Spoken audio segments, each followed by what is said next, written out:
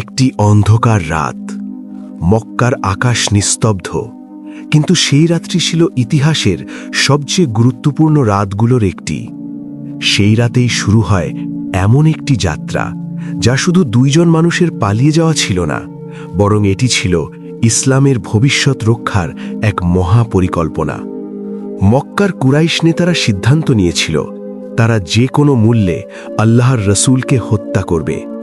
তারা বুঝতে পেরেছিল যদি এই দাওয়াত থামানো না যায় তবে সত্যের আলো পুরো আরব জুড়ে ছড়িয়ে পড়বে। আল্লাহ তাআলা তার রসুলকে নির্দেশ দিলেন মক্কা ত্যাগ করে মদিনায় হিজরত করার জন্য। এই বিপজ্জনক যাত্রায় তার একমাত্র সঙ্গী ছিলেন তার সবচেয়ে বিশ্বস্ত বন্ধু আবু বকর রাদিয়াল্লাহু আনহু। যখন আবু বকর রাদিয়াল্লাহু আনহু জানতে পারলেন যে তিনি এই ঐতিহাসিক সফরের সঙ্গী হবেন, তখন আনন্দে তার চোখ দিয়ে অশ্রু ঝরতে লাগল। তিনি আগে থেকেই দুটি উট প্রস্তুত করে রেখেছিলেন যেন সেই গুরুত্বপূর্ণ মুহূর্ত এলে তারা দ্রুত রওনা হতে পারেন। রাতের অন্ধকারে তারা মক্কা ত্যাগ করলেন, কিন্তু সরাসরি মদিনার দিকে না গিয়ে তারা দক্ষিণ দিকে রওনা হলেন, থাউর পর্বতের দিকে। এটি ছিল একটি কৌশল, কারণ কুরাইশরা অবশ্যই উত্তর দিকে মদিনার পথে তাদের খুঁজবে। পর্বতের গুহায় পৌঁছে তারা আশ্রয় নিলেন, সেই বিখ্যাত গুহা গারে থাউর। কিন্তু বিপদ তখনও শেষ হয়নি। কুরাইশদের একটি অনুসন্ধান দল খুব দ্রুত তাদের পদচিহ্ন অনুসরণ করতে শুরু করল। তারা এতটাই কাছে পৌঁছে গেল যে গুহার প্রবেশদ্বারের সামনে এসে দাঁড়াল। এই মুহূর্তে আবু বকর রাদিয়াল্লাহু আনহুর হৃদয় উদ্বেগে ভরে উঠল।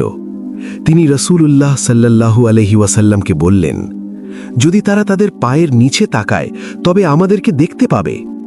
কিন্তু সেই সংকটময় মুহূর্তে রাসূলুল্লাহ সাল্লাল্লাহু আলাইহি ওয়াসাল্লাম শান্তভাবে বললেন, হে আবু বকর, তুমি দুইজন সম্পর্কে কি ভাবো যাদের সাথে তৃতীয়জন হলেন আল্লাহ?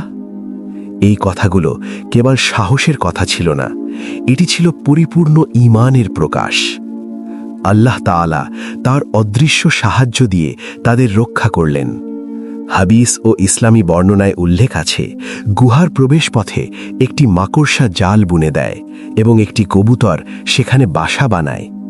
যখন অনুসন্ধানকারীরা গুহার সামনে এসে পৌঁছায়, তারা জাল দেখে ভাবল, যদি কেউ এখানে ঢুকত তবে এই জাল অক্ষত থাকত না। এইভাবে আল্লাহ তাআলা তাদের চোখকে সত্য থেকে ফিরিয়ে দিলেন।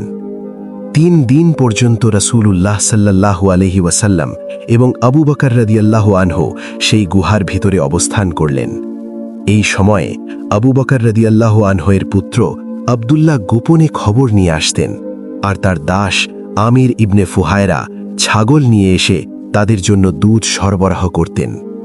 3 দিন পর যখন পরিস্থিতি কিছুটা নিরাপদ হল, তখন তারা আবার যাত্রা শুরু করলেন। এবার তারা একজন দক্ষ পথপ্রদর্শককে সঙ্গে নিলেন, যিনি এমন পথ বেছে নিলেন যা খুব কম মানুষ ব্যবহার করত। দীর্ঘ মরুভূমির পথ পাড়ি দিয়ে অবশেষে তারা মদিনার কাছাকাছি পৌঁছলেন। মদিনার মানুষ প্রতিদিন অপেক্ষা করত কখন আল্লাহর রাসূল এসে পৌঁছবেন। অবশেষে সেই প্রতীক্ষার অবসান ঘটল। রাসূলুল্লাহ সাল্লাল্লাহু আলাইহি ওয়াসাল্লাম যখন মদিনায় প্রবেশ করলেন, তখন মানুষ আনন্দে আল্লাহর প্রশংসা করতে লাগল। এই হিজরত শুধু একটি ভ্রমণ ছিল না, এটি ছিল ইসলামের ইতিহাসের একটি নতুন অধ্যায়ের সূচনা। এই ঘটনাকেই এত গুরুত্বপূর্ণ মনে করা হয় যে ইসলামী ক্যালেন্ডার হিজরি সান এই হিজরতের মাধ্যমেই শুরু হয়।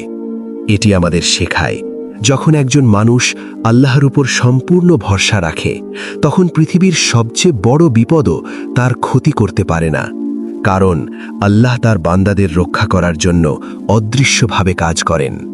এবং সেই গুহার অন্ধকারে উচ্চারিত সেই বাক্য আজও মুসলিম হৃদয়ে প্রতিধ্বনিত হয়, ভয় করো না, নিশ্চয়ই আল্লাহ আমাদের সাথে আছেন।